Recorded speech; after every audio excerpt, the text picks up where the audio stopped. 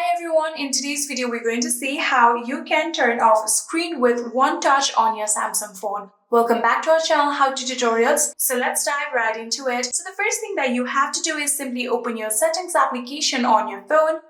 And after opening your settings application, we're going to now scroll down until we see the option of accessibility. Here you can see accessibility right here, so tap on accessibility. And after doing that, now what we're going to do is simply tap on the option interaction and dexterity option right here. So after tapping on it, here you can see there is the option of assistant menu. You're going to turn on this toggle button by simply tapping on it like this.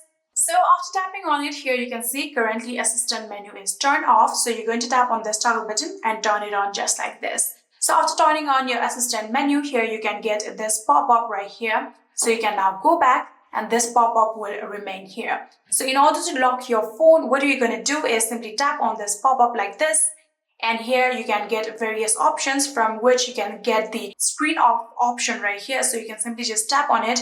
And here you can see now your screen has been turned off. So in order to turn it on, you can again click on this power on button on your phone. And here you can see your phone is turned on again. So you can simply just type down your passcode.